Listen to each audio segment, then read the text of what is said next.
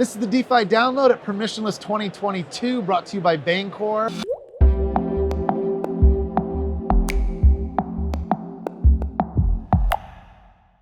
I'm joined by Mariano Conti, who is a friend of Ethereum, longtime Ethereum OG.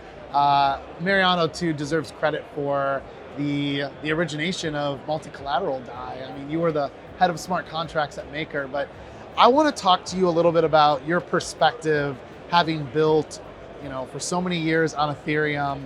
I guess take me back to 2018. Talk to me about all of the challenges, the stresses, the tragedies of building during that really tough market versus what we see today. It is very different. It is very different than what we're seeing today. Back in 2018, everything was still an experiment, mostly. DeFi, the term had only just started. There were very few protocols. Remember, Uniswap wasn't even around when single collateral DAI came out. That was later. You need to remember, it's 4 years ago, but it's a lifetime in DeFi terms.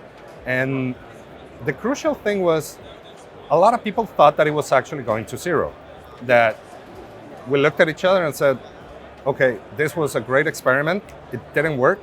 We'll fix it next time maybe, but that's it. And then, of course, it didn't happen because what people had built, most of it had some kind of resilience, right? And it found its product market fit. It found users, and we saw what happened then. We saw a proliferation of interesting products and what people now call DeFi 1.0 maybe, but there were real projects with real users, real use cases, and a lot of things flourished from that bear market. I mention all the time Molok DAO. Molok DAO was a community project started by Amin and Cassandra and people who loved the ecosystem so much. And remember, there were projects that had trouble paying their bills, paying salaries, because Ether was hovering at 80 after a run up to 1400. Nobody knew what was going to happen, and this was a grassroots movement to create a grants DAO to just give out money to projects and keep on building. Out of Molok DAO came 1,000 different DAOs. Metacartel, Orochi, a lot of smaller ones that nobody has heard of, but it created coordination. It gave us an optimistic view of the future. And in part, it even helped with the merge right now and the next version of Ethereum, the proof of stake, because a project called the State of Ethereum 2 was funded by Molok DAO. And out of that, Danny Ryan was selected to be the head of this new development. So they're tiny ripples that people maybe don't know about, but tiny seeds that blossom into other bigger things. So, and all of that happened in the deep bear market because some people were optimistic that what we were building was real and had real value. You give a lot of perspective. There's just so much that we depend on nowadays. Keep it as, if you go as simple as just using DAI as a stable coin, that wasn't something that existed at one point. And we were living in a world where you were used to just not being able to do much of anything other than send Ether, to another wallet. I mean, those at the time were more of a signal of how powerful the whole Ethereum settlement layer was, and that we would be able to build the smart contracts and have all these applications that mimic finance. But you could see it.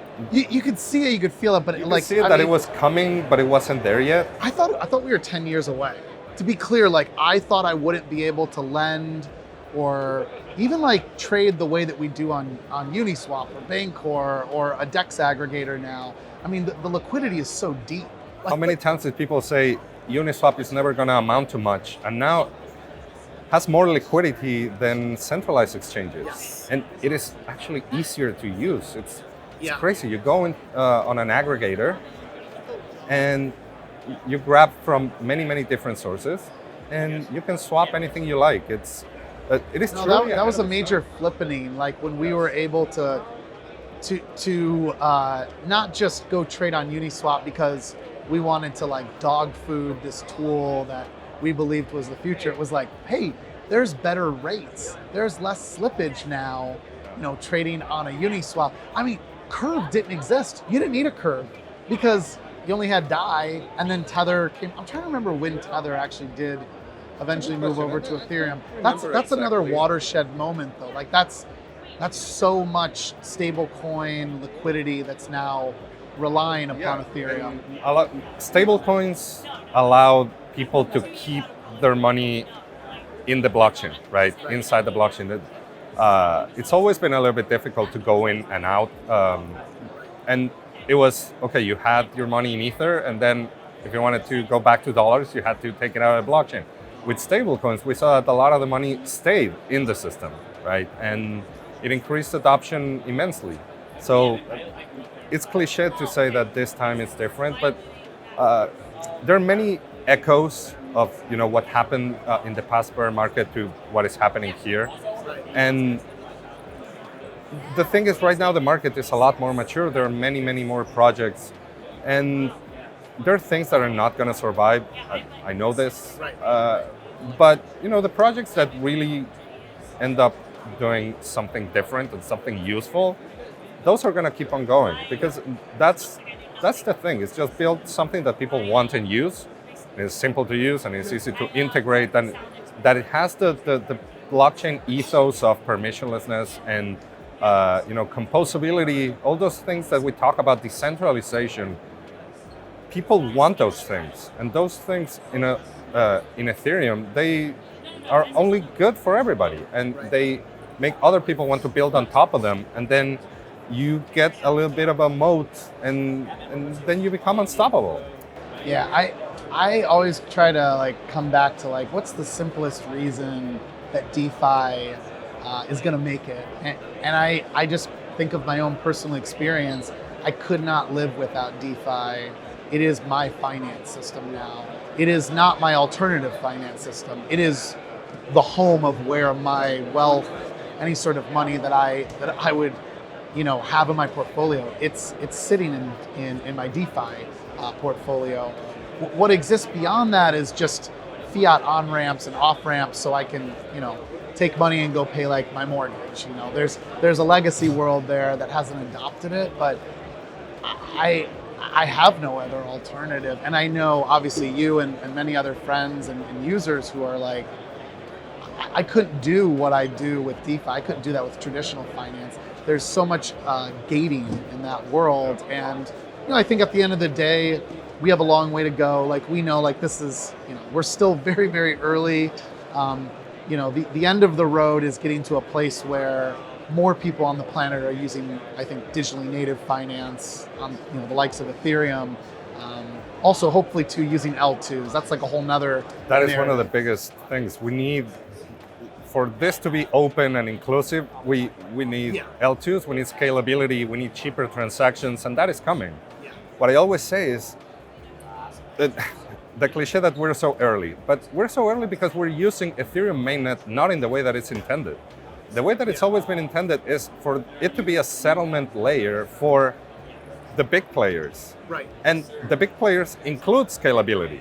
Yes. So me as a user, I'm not going to send you $10 on L1. That's not feasible in the long run. It used to be when there were fewer users and when gas was cheap. But for that, we're going to be using scalability solutions, be they optimistic or secret rollups or whatever else comes. It's going to be one of those. But they were not here yet. Now they're starting to become more available. But it's weird to say we've been using Ethereum wrong, but we've been using Ethereum wrong. And we're all anchored as there. Individuals, we're not going to use that. Yeah. All the liquidity, all of our usage has been so anchored to L1. So we got to talk with. It's a process. Yeah, we got to talk with Kane from Synthetics earlier about their move to optimism, and I mean, I think that we almost dampened the hype of Ethereum L2 somewhere along the way, because there were alternative L1s that are EVM compatible that were able to, suck up users. And we were talking about the fact that that's an opportunity. There are users who are living on Avalanche, Phantom, whatever. And those users also, they talk the same way. They're like, I love this. This is a better world. It's more accessible. I think ultimately it's a more equal world to be able to use permissionless, trustless applications like this for money and finance. All those folks have to do now is figure out how to bridge over to, optimism using. The thing is, that feeling when you move to an alternate L1 that is not Ethereum and fees are cheap and you can do DeFi again, but it doesn't last. It's right. People say, oh yes, on this chain everything is pennies or fractions of a penny, but then they become popular and then they have their own problems. I mean, by the way, if anyone watches this in the future, we're talking after Terra has collapsed to literally zero. I mean, the UST is basically gone to zero and Luna's gone to zero. And there are really talented builders that existed on Terra, but there was always this tail risk. And I'm hoping it's a wake-up call for more to realize, it's never been apples to apples when you compare L1s. It's always been apples and oranges. And we prioritize decentralization and security of Ethereum L1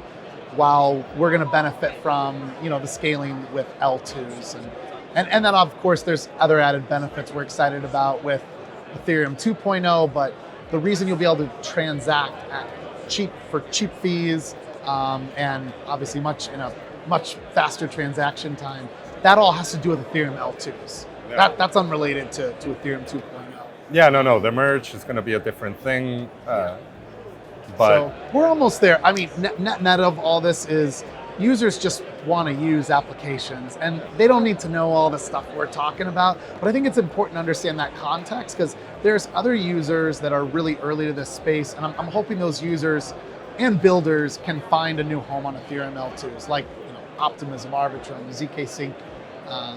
So yeah, a lot of. We always have our arms open to receive builders. It's one of the friendliest communities that I've seen, and it's so much easier to get into it now. Absolutely. The amount of information, tutorials, boot camps, whatever, to get in and learn these technologies.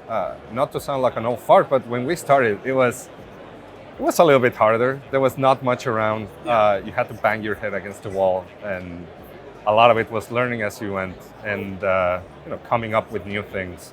Now there's so much that just you have one good idea and almost like everything is there for you to pick and choose and then just add in your secret sauce and come up with the great next thing.